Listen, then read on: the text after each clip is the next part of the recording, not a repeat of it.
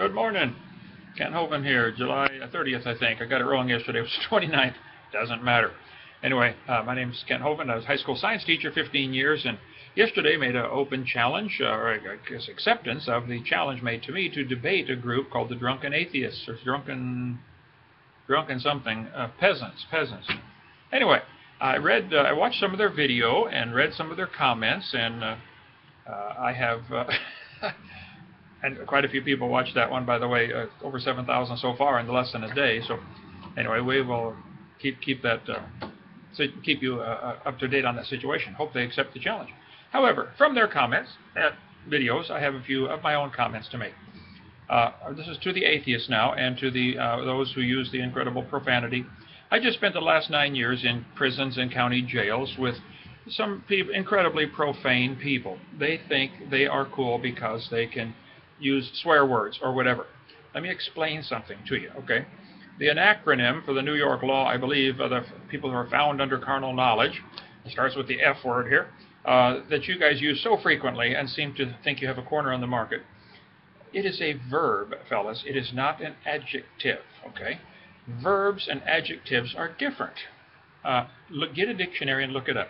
You need to study some basic English 101.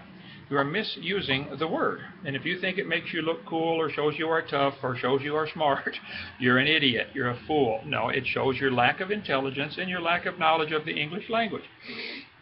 And then in the county jails and in the prisons, they're always using the word mother in front of that word. Like, I don't recall ever even thinking of that when I was growing up. Why on earth would anyone want to even think about that, let alone do such a thing with their mother? Hello, what on earth is wrong? Anyway, so if you'd like a little help in the English language, I'm no English expert. I taught science and math. I can help you with English a little bit too, though. Which you're misusing the word. And you need to get what's called a dictionary and look up some new words, because you seem to have an extremely limited vocabulary consisting of 5 or 6 basic words. And the word you consistently use that starts with an S, which farmers normally shovel out of their field, that is a noun, okay? I cannot comprehend the thinking or lack thereof for people who continually use words and think they are cool and tough and smart, etc. Anyway, I'm here to help you. And I hope the debate comes off, but this is precisely why, after reading the comments and watching the video, precisely why we need a moderator. If you can't grow up and talk like an adult and use some common sense language and abstain from profanity, then we'll just pull the plug and you're out of the debate. It's just that simple. I don't want to hear it. This is not a trash can. You do what you want with your mouth. Why you would put things in your mouth that I wouldn't even hold in my hand is mind-boggling to me. Anyway, I forgot to turn the air conditioner off again, Hannah, so edit out the sound if you can. I'm answering questions from atheists and skeptics and scoffers here that got sent to me. This one from Super Diaper Baby. I don't know that these are all skeptics and atheists. These are in the atheist category of question. Okay, so just do the best I can. All right, Brother Hovind, I hope this is the last question I ask, at least for a while. Oh, no, any questions, fair game. If I don't know, I'll say I don't know, and we'll go on to something else. I understand the second law of thermodynamics is a hindrance to the evolution theory. Okay, the word thermo means heat, and dynamo, or we get our word power. There are several laws of thermodynamics. One of them is that energy degrades, it tends to dissipate, go away. Everything tends toward disorder. Things do not automatically organize themselves. They get disorganized over time. And so, and another one is that energy cannot be created or destroyed. You can look up the 3, there may be even 4 laws of thermodynamics now. But anyway, it's correct. Energy cannot be created or destroyed. So where did matter and energy come from? Their answer saying the Big Bang. Okay, well, what exploded and what did it explode into? Where did space come from? Where did time come from? Where did matter come from? Where did energy come from? Just giving it a name like Big Bang doesn't answer anything. Doesn't do a thing. That's not science.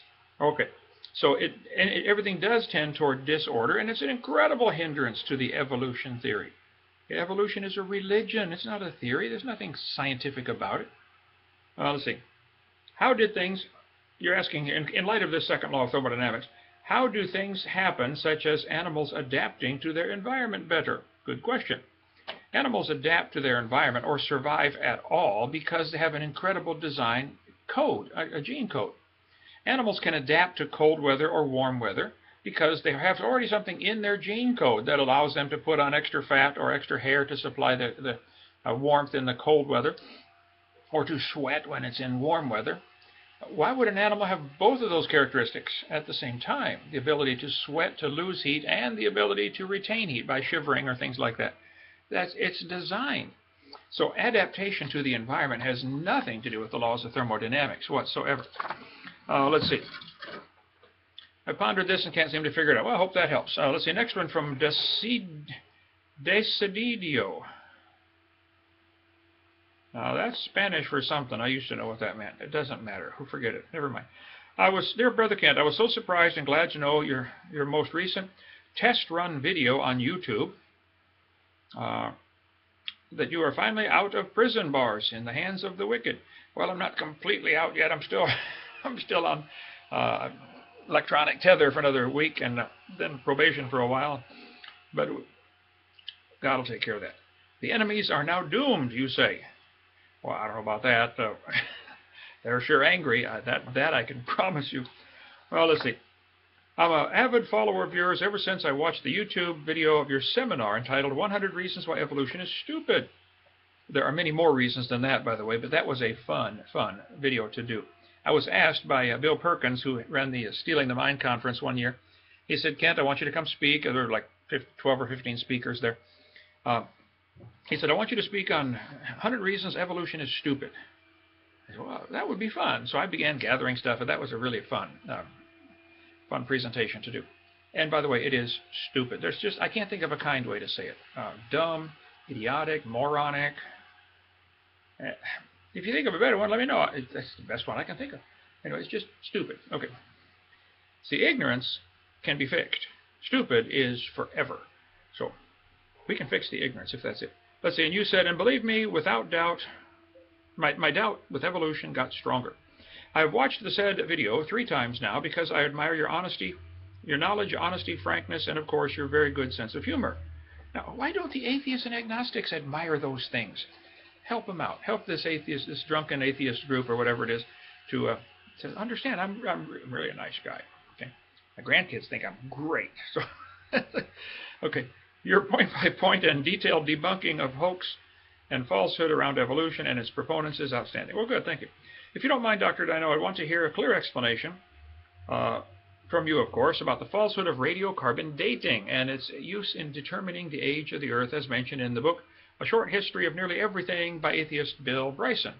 Have not seen that book nor heard of Bill Bryson, but radiocarbon dating. After World War II, when we dropped the bombs on Hiroshima and Nagasaki, they discovered, hey, wow, these things produce radioactivity, and maybe we can use this to determine the age of things. How long has it been radioactive? How long does this radioactivity last?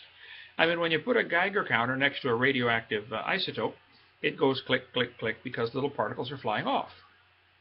Okay, well, if particles are flying off, eventually it's going to run out of particles, right? So how fast does this decay, and how long will it last? And they've discovered this, I don't know the number, say there are 6 or 7 or 8 radioactive elements. Not isotopes. Some atheists are going to say, well, there's carbon-13, carbon-14. I know, but basic elements, there's 4, 5, or 6 of them. Okay.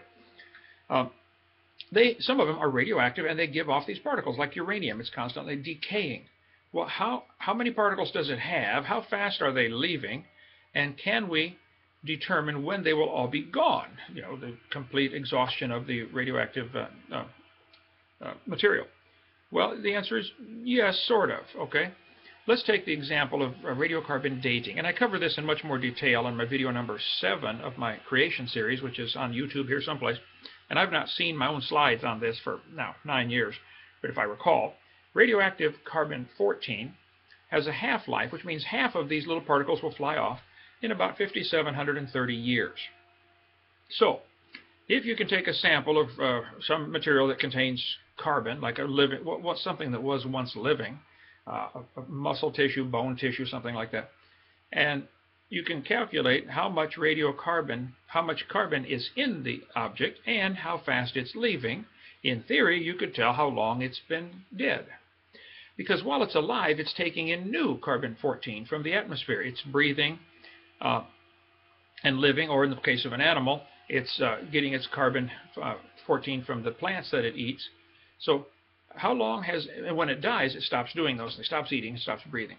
So how long has it been since it died? Well, in theory, we could tell based on the amount of carbon-14 in the sample compared to the amount in the atmosphere. Since half of it leaves every 5,730 years, if it only has half as much as the living samples do, you would say, wow, it's been dead for 5,730 years. It hasn't been able to take in any more to replenish what it's losing. Sounds good. Doesn't work. This is, of course, based on the obvious assumption that we can know how much was in it when it was living 5,700 years ago. Was the atmosphere different? Were things different back then? There is extensive work done on radiocarbon dating. If you want to go down deep, stay down long, come up dry version on ICR.org. AIG, AnswersInGenesis.org has lots of stuff on this. The book, the Evolution Handbook, which I've mentioned several times, Vance Farrell, the book's almost 1,000 pages, and it's only $5, and it's on creationtoday.org. I would highly recommend that one. It's got a great section on carbon dating. Also, I found it. In my book, What on Earth is About to Happen, I reference a couple of guys in Colorado who did a great research on it. Here we go. Dr. Boudreau. I knew I'd find that. Said it was Cajun name. Thought I had his address right here. Oh, come on now. The book is called God Created the Earth by Dr. Boudreau.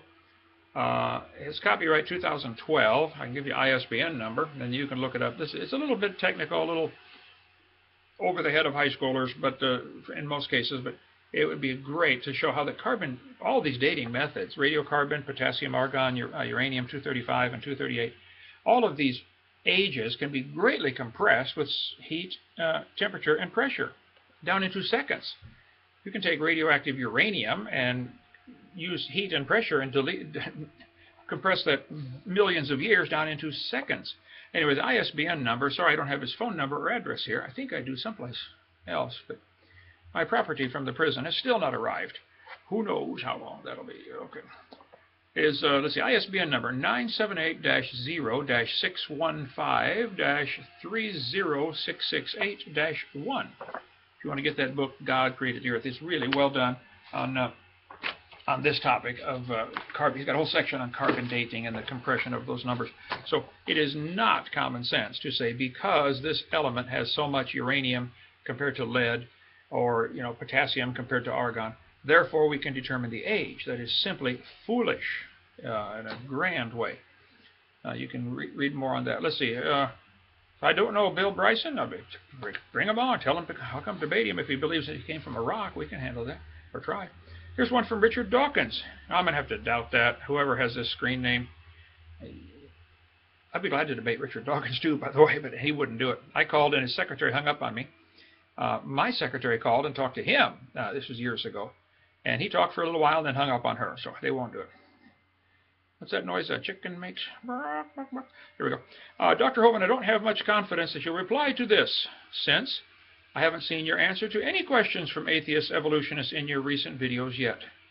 Oh, now, Richard, come on. I'm answering yours, okay? I reply to as many questions as I can. I mean, what do you want? I have to eat and sleep too. So I'm going as fast as I can go, and I'm willing to debate. So don't give me that.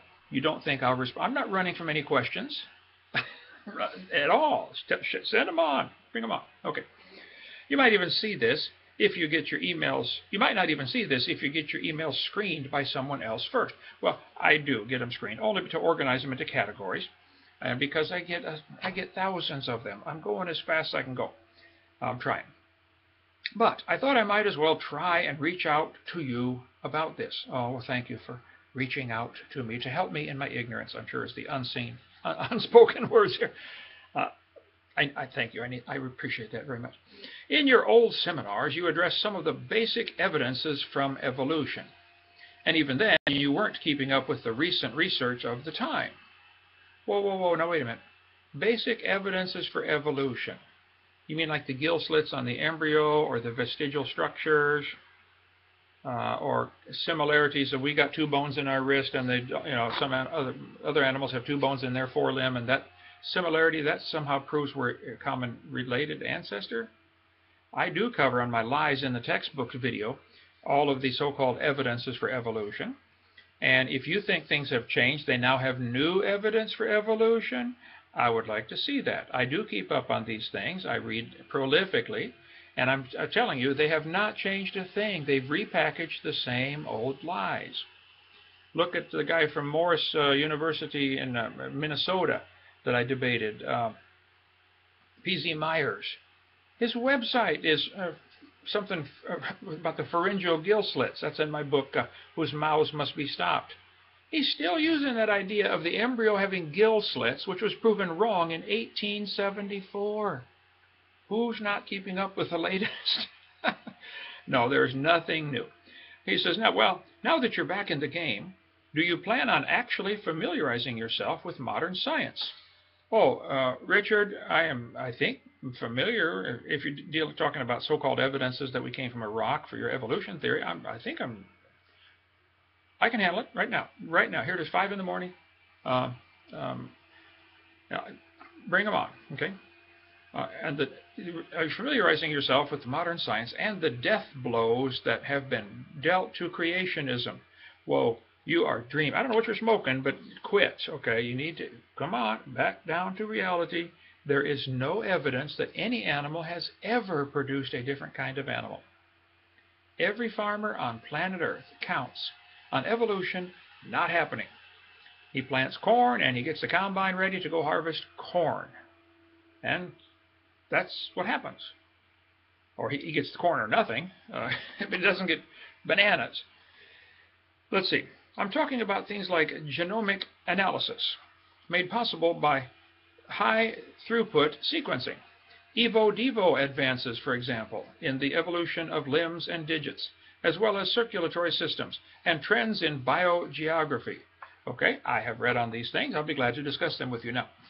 If there are similarities in structures, and we can trace these similarities back to the gene code and say, wow, gene number 7 at location number 14 produces the thumb and the human, and the same gene in the same sequence produces the thumb in the panda bear. Okay, let's suppose that's true. What would that prove? Does that prove we both evolved from a rock, or does that prove we have a common designer? I bet you could find that the lines of code used in Microsoft Windows have thousands of identical matches in Microsoft PowerPoint. I bet if somebody lined up the sequence, the code, the computer code for each of those 2 programs, you would find thousands of identical lines of code. I agree. What does that prove? Does that prove they both evolved from Morse code over billions of years by blind chance? Or does that prove there's a common designer of these codes? I bet we could discover that Chevys have a frame attached to 4 wheels, and Fords have a frame attached to 4 wheels. That proves everything evolved from a skateboard. That's the kind of idiotic logic some of this modern evolutionary analysis is following. Man, I don't know if I can help that or not. Remember, ignorance can be fixed, and if it's ignorance, I'll fix it. If it's stupid, I give up. Okay, if you continue with your old material, well, the old material is still very valid, Richard. What have I said that's been disproven or wrong? Show me. I'd like to see it. And why are the evolutionists always counting on the newest evidence? You've been teaching this stupid theory for 150 years. What evidence do you have that has stood the test of time? Why it's always, well, we're about to discover this, or we just discovered this. Hold it, you've been teaching the theory for 150 years. I don't want to hear what you're about to discover, you just discovered. What did they use 100 years ago? Was the theory valid then? If so, based on what evidence? Anyway, old material. Not only will you make easy pickings for even moderately informed individuals. Okay, easy pickings. Let's go. Bring it on. Let's have a debate. I promise I'll be your easy pickings. I'll stay calm, cool, collected, sweet, nice, Christian. as much as possible. I can't promise about the sarcastic because that just seems to be ingrained in every cell. So anyway, see the countless videos on YouTube debunking your old seminars. Okay, I don't know if I'll take time to watch all that stuff, but I watched some. I've seen some of the things. It's hilarious, and everybody else sees through it too, by the way. But it would get pretty dull. If you wanted to hear your 15-year-old claims, if we wanted to hear it, we could just watch your old seminars. Now, Richard, what you don't want to hear is God created the world. God wrote a book about it. He preserved that book all through time. I'm holding a copy of it here. And you are going to stand before that God one day and be judged based upon the rules that the Creator gave. That's what you really don't want to hear. Like, thou shalt not commit adultery.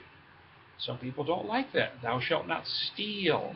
They don't like that, so because they want to steal or they want to commit adultery. So rather than say, I'm going to face this God one day, I better get right, they just say, oh, that's a bunch of lies. It's not true, and we can forget about it.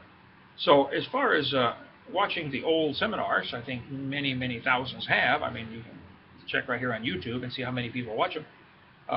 And I think they contain stuff that's really helpful. The evolution theory is stupid. It's dumb, real dumb, capital D dumb. And the God made the world, and you will face Him one day. And I am your best friend by telling you, you better get ready for that day.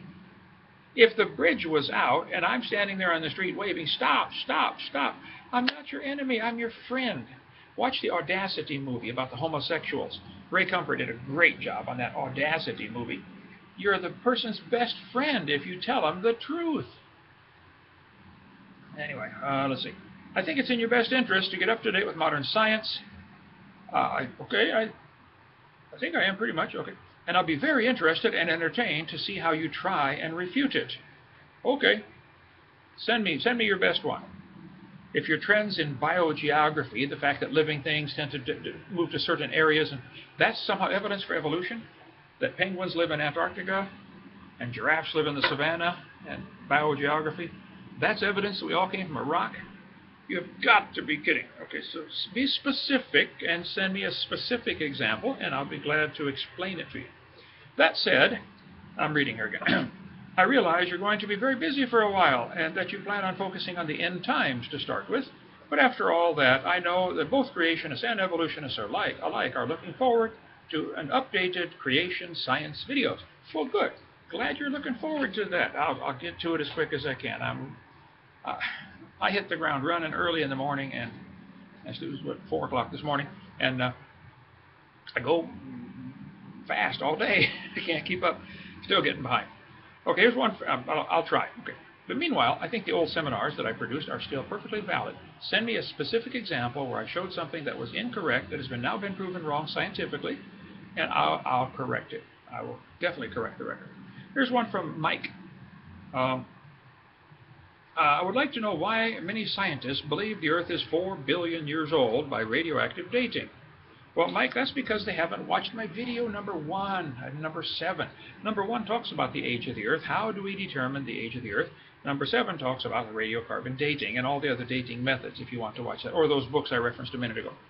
Let's see. How do many scientists believe, and how exactly you refute their claims of radioactive dating? Okay.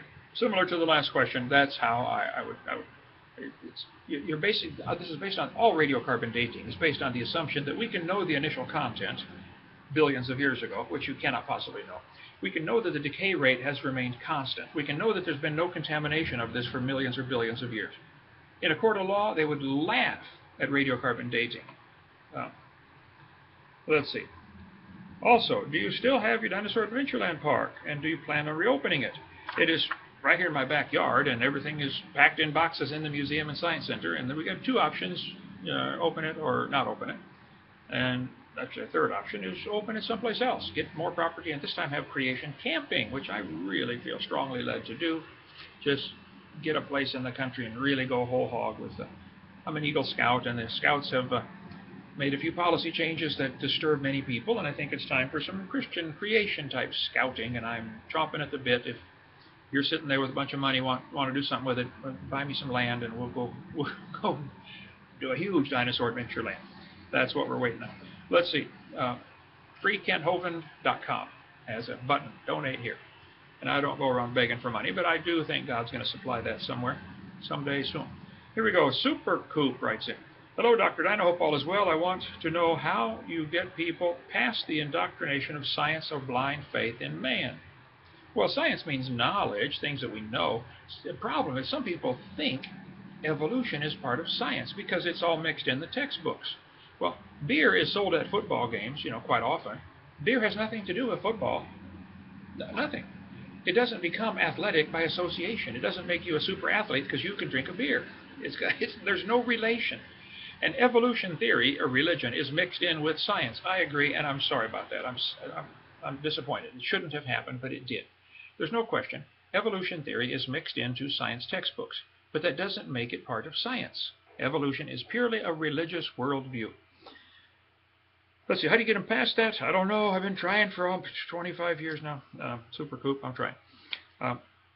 I find people just repeat what they hear and really have no proof.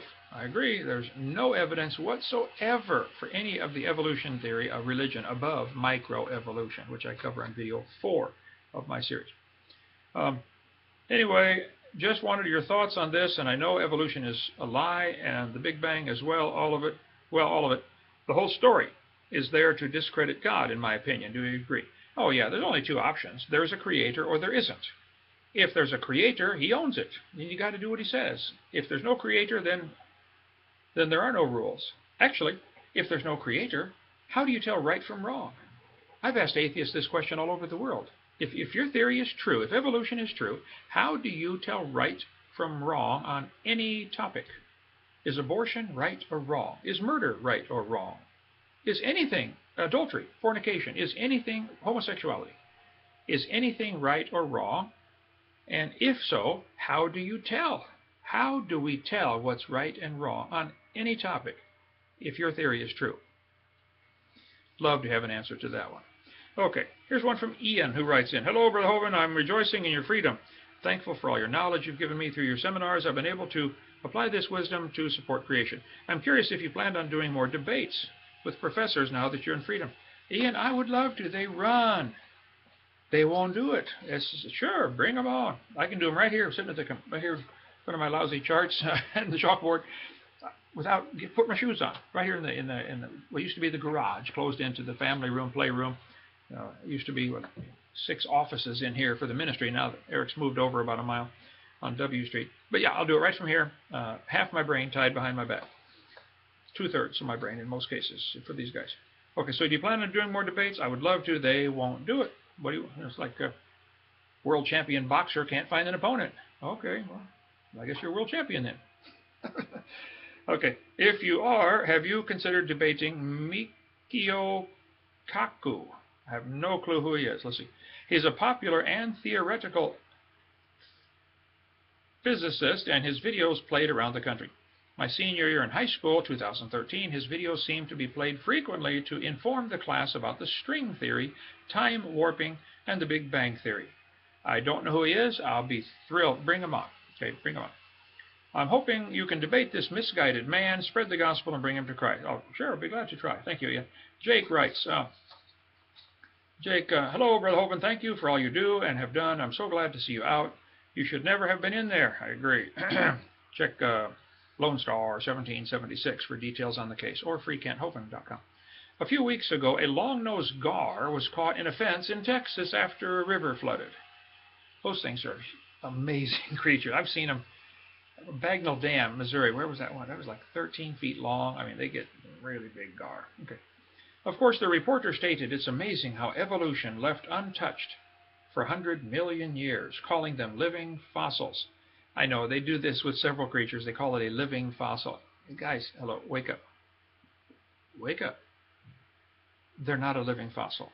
Everything was created. The whole world's about 6,000 years old. Fossils, most of them, were formed in the flood in the days of Noah. A long-nosed gar is not a living fossil. It's a gar. It's just about like God created it 6,000 years ago, because everything produces after their kind.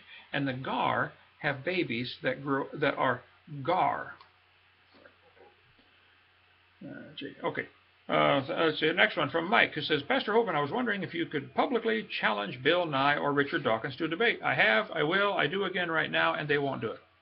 Also, what the evolutionists believe has changed a bit, so you should start catching up. Okay, no, it has not, Mike. They've repackaged a few of the same old lies.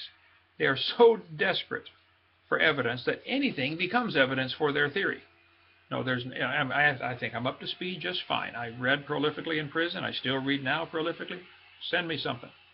If you think they've got new evidence for evolution, they don't. They repackage the same old thing. They've done this for, what, 160 years now, whatever it's been. The same old stuff. They just keep repackaging it. 1859, Darwin said, we're going to find evidence for my theory. 1869, Ernst Haeckel made up the idea of the embryos of all these different creatures having gill slits, the pharyngeal gill pouches, proving they all evolved from a fish. 5 years later, 1874, that was proven to be wrong. He lied. Ernst Haeckel lied. He faked his drawings. But it's still in textbooks today. There is no new evidence for evolution. Mike, none. Don't worry about it. Let's see. God bless you, Brother Hovind. Okay, thank you. Appreciate that. And we're going to have to hurry here. Dave writes, first off, welcome home. Thank you. If you've been an inspiration to me because I like to debate atheists. Me too, Dave. It's just a personality quirk, okay? I enjoy debating them and stay calm doing it. Perfectly calm.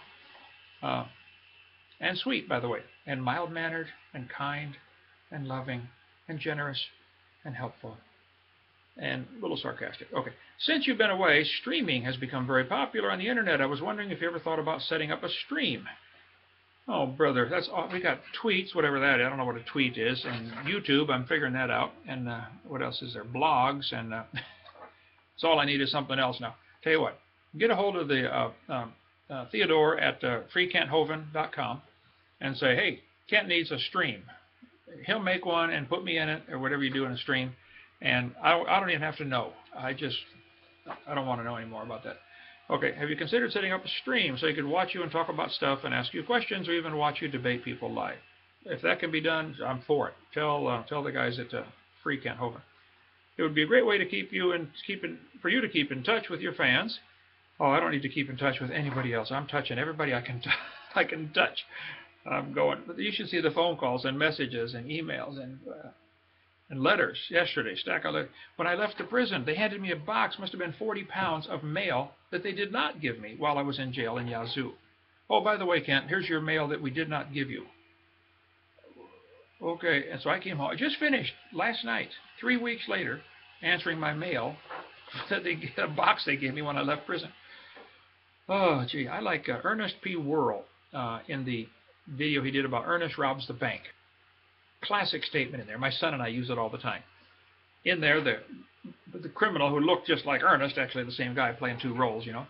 He said, is everybody that works around here a moron? And we use that quite often in our inter-staff communication. Let's see.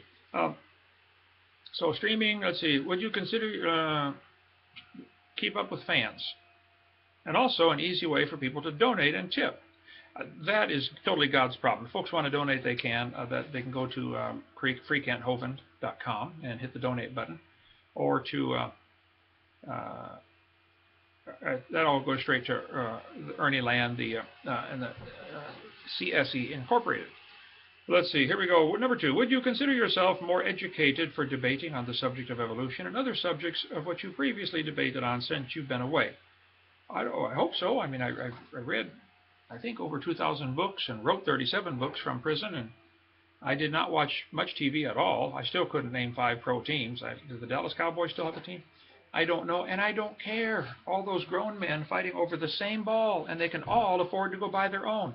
It doesn't interest me at all. Not interested. I tell people, if you practice for thousands of hours and spend thousands of dollars to get really nice golf clubs, if you really practice for thousands of hours, someday you will be able to knock a ball into a hole in the dirt. Oh, not interested. Okay. Well, so I think I'm more educated. I try to be. I want to learn. I want to learn everything I can. Let's see. Would you consider yourself a little behind with the stuff that's been happening in the world? Well, I think everybody's behind on what's happening in the world. Show me somebody who isn't. I want to meet that person. I'm trying, though.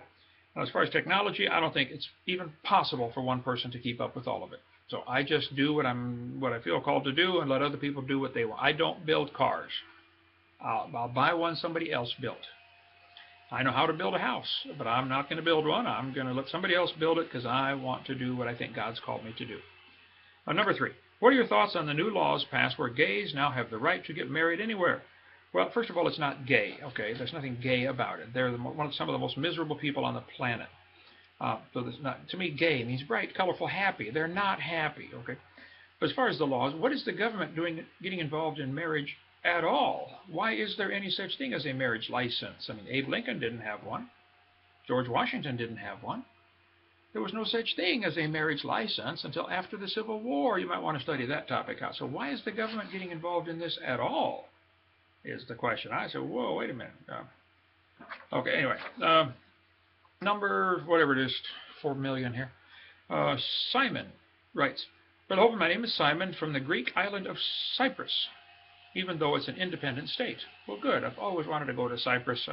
Got close, got to Israel and Jordan, and where else did we go? I don't remember. But it's in the Bible. Love reading about Cyprus. Anyway, some months ago, you were totally unknown to me until I watched and studied one of your videos called 100 Reasons Evolution is Stupid.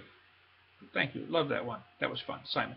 I often have long arguments with atheists in Facebook, and one argument they presented to support their belief in evolution is the useless organs of the human body. This is something, again, I cover on video 4, Lies in the Textbooks. There are no useless organs. They used to say the appendix in the humans is vestigial. It's not. It's part of your immune system. Now, it's true you can live without your appendix. I understand. You can live without both your arms, too, and both your eyes and both your ears. There's a lot of stuff you could live without. Does that mean you don't need it? Think about it. There are no useless organs. And if there were, wouldn't that be losing something, not gaining something? Isn't that the opposite of evolution? Like cave fish, losing their eyes. Okay. Well, yeah, because an eye in a cave where there is no light is a hindrance because it's sensitive. I mean, eyes are complicated. You can bump it or scratch it and it gets infected and you die. Okay, well then it'd be more useful for the fish to not have those eyes. So, but losing eyes is not evolution. It's if you can't figure that out, I cannot help you. Sorry about that. I do have a bridge I want to sell you though. Okay. You also mentioned in this argument, this is an argument against evolution. It is losing, not gaining. Can you explain this in more detail? Okay, just that. Losing eyes on a cave fish is losing an incredible amount of information in the DNA code that builds the eye.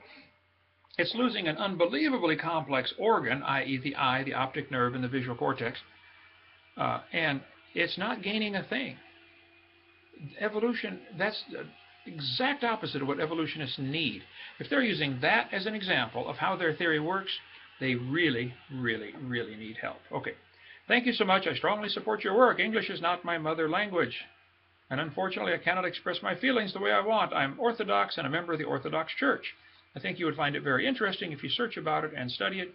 You may take this as a challenge. Oh, I studied the Orthodox Church. I think I know what they believe on quite a few things. I would disagree strongly. I would suggest, Simon, take this as a challenge from Kent. Read this book very carefully. Just read it. When you're done, read it again, and I think you will eventually become a Baptist. My humble, totally unbiased, and correct opinion. Take that as a challenge. Okay, Jonathan writes, Dr. Hovind, I was an evolutionist my entire life until I heard your radio interview here in Detroit 15 years ago. I was really interested in what you had to say. I brought all your VHS videos back then and watched them all and became a creationist. Thank you for your ministry. Well, praise God. Thank you. My question, can you explain the Genome Project? Also, do the findings support evolution or creation? The reason I ask is because I've heard people mention this as proof of evolution. Okay, they are finally decoding some of the genes in the chromosomes of different animals. The Genome Project. Okay, they're finally unraveling the code. They're not creating any code. They're finally being able to read and transcribe the code, the sequence, CATG and all this stuff about the genomes. And that's proof for evolution. The fact that after a bunch of intelligent people can spend millions of dollars and finally read the code. Do you think there are people who could get into your computer and through pushing certain buttons, they could call up the code, the sequence, the lines of code for Microsoft Word? Well, yeah, they could get into the code, into the original language behind what we currently see on our computer is just really an interface, okay? If somebody could get into your computer and read the code for Microsoft Word, would that prove nobody wrote the code? Well, no. The fact that the human genome is so complicated is classic evidence that it was created. It was designed by a really smart creator. So yes, I'm familiar with the Genome Project, and I think what they're going to find is a lot of these different animals have similar genomes in certain areas. Certain sequences are identical. Okay, I think you'll find certain sequences are identical in all of the Microsoft programs. You can click Control S and save things in quite a few different Microsoft programs. Yeah, that's proof we all came from a rock 14 billion years ago. Okay, here we go. Last one, and we got to quit. I'm sorry, I'm way over time. I try to get them 35 minutes here. Kevin writes, last one. Which came first, the chicken or the egg? Simple, Kevin, the chicken. God made the animals and told them to be fruitful and multiply and go replenish the earth. Tell me what you think about evolution. It depends what you mean, Kevin. If you mean microevolution, variations within the kind, I think it's great. I think it happens all the time. I think it's evidence of a designer who's really smart, who knew that some of these critters are going to end up in cold climate and some are going to end up in warm climate, so he'll make the code adaptable to both. Really good thinking. That car my wife drives has a heater and an air conditioner. That's proof of something. Okay. All my life I've been taught we evolved from primates, the thing I don't understand now. Well, I after reading some of the things these guys wrote on the whatever that group is that wants to debate me, and watching part of their video, they almost made me a believer. Only that would be an embarrassment to the apes. I mean, I wouldn't want to wish that on an ape. Anyway, thank you, fellas, folks. Well, send your questions, Hannah. What a blessing you are. Thank you. Keep sending them. I'll keep doing it as fast as I can go. Thank you so much.